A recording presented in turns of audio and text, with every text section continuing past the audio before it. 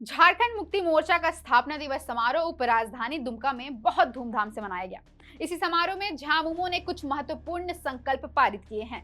झारखंड में सत्तारूढ़ झारखंड मुक्ति मोर्चा अगले 5 साल में इन संकल्पों को पूरा करने का इरादा रखती है।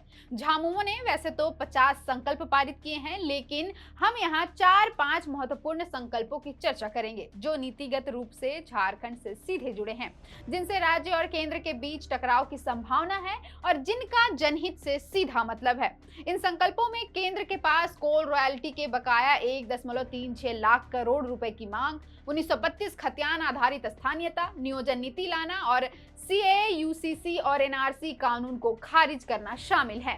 सबसे पहले बात करते हैं कोल रॉयल्टी के बकाया 1.36 लाख करोड़ रुपए की। दरअसल राज्य की हेमंत सोरेन सरकार का दावा है कि केंद्र सरकार के पास झारखंड का कोल रॉयल्टी का 1,36,000 करोड़ रुपए बकाया है। राज्य सरकार का आरोप है कि केंद्र सरकार जानबूझकर बकाया राशि का भुगतान नहीं कर रही है, जिससे राज्य के विकास कार्य बाधित हो रहे हैं। मुख्यमंत्री हेमंत सोरेन अपने पिछले कार्यकाल में भी कई बार कह चुके हैं कि कोल रॉयल्टी का भुगतान नहीं करके केंद्र सरकार झारखंड को पिछड़ेपन के दलदल में झोंक रही है। राज्य के भू राजस्व विभाग ने आंकड़ों के साथ केंद्र सरकार को पूरा ब्यौरा सौंपा था कि किस मद में कितना पैसा बकाया है।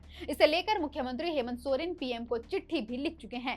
पहली चिट्ठी सितंबर 2024 में लिखी गई थी। इसमें पूरा ब्यौरा भी सौंपा गया था। इससे पहले नीति आयोग की बैठक में भी मुख्यमंत्री कोल रॉयल्टी के भुगतान की मांग कर चुके हैं। जनवरी के प्रथम सप्ताह में जब केंद्रीय कोयला और खान मंत्री जी किशन रेड्डी झारखंड दौरे पर आए तो राजधानी रांची में अपने आवास पर मुख्यमंत्री हेमंत सोरेन ने उनके सामने बकाया कोल रॉयल्टी के भुगतान की मांग की थी।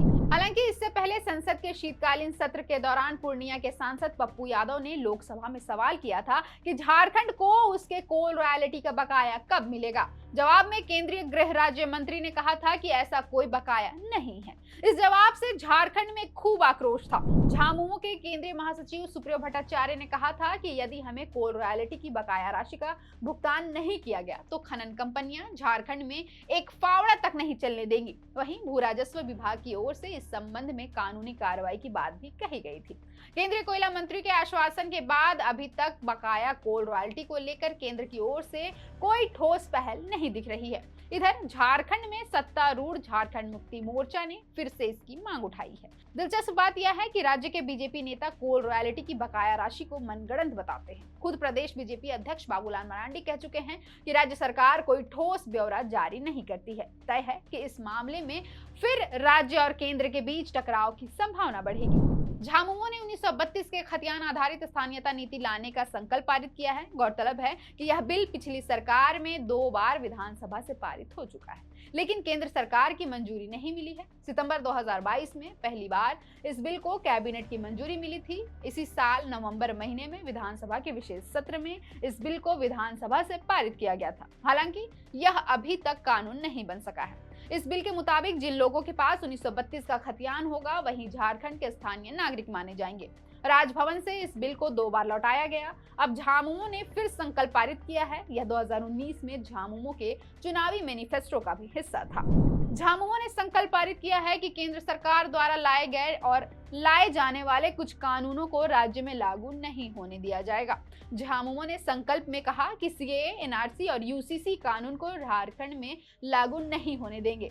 गौरतलब है कि एनआरसी कानून के तहत अवैध विदेशी नागरिकों की पहचान कर उनको डिपोर्ट किए जाने का प्रावधान है। लोकसभा चुनाव के पहले से ही भाजपा झारखंड में बांग्लादेशी घुसपैठ का मुद्दा मुखरता से उठाती रही है। बाबूलाल मरांडी, निशिकांत दुबे, अमर कुमार बावरी और हेमंता विश्वा शर्मा जैसे वरीय बीजेपी नेता कहते रहे हैं कि झारखंड में एनआरसी लागू करेंगे। वहीं सीएए यानी सिटीजनशिप अमेंडमेंट एक्ट के तहत पड़ोसी राज्य के गैर मुस्लिम शरणार्थियों को नागरिकता दिया जाएगा। केवल झारखंड ही नहीं बल्कि गैर भाजपा शासित राज्यों में क्षेत्रीय पार्टियां इस कानून का विरोध करती हैं। इसे संविधान की मूल भावना के खिलाफ बताया जाता है, जिससे अनुच्छेद 15 और 16 में धर्म, जाति, लिंग, समुदाय अथवा क्षेत्र के आधार पर भेदभाव नहीं करने की बात कही गई है। यूसीसी यानी यूनिवर्सल सिविल कोड का भी झारखंड सरकार विरोध करती है। इस कानून के मुताबिक देश में तलाक और विवाह संबंधित अलग अलग कानूनों की जगह एक कानून लाने की बात कही गई है।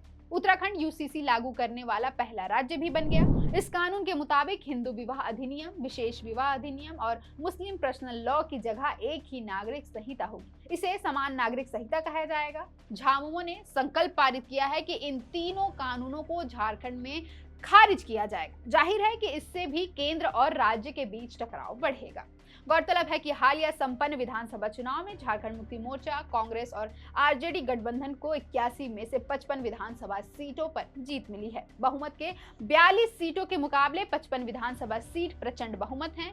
भाजपा महज 21 सीटों पर ही सिमट गई। आजसू को केवल 1 सीट मिली। इसी बीच 1 फरवरी को केंद्र सरकार ने बजट पेश किया, जिसमें झारखंड के लिए कोई अलग या विशेष घोषणा नहीं की गई। केवल आंगनबाड़ी और जलापूर्ति योजना की समय सीमा ही बढ़ाई गई है। मुख्यमंत्री सहित पूरे सत्ता पक्ष ने इसे झारखंड के साथ किया गया सौतेला व्यवहार करार दिया है।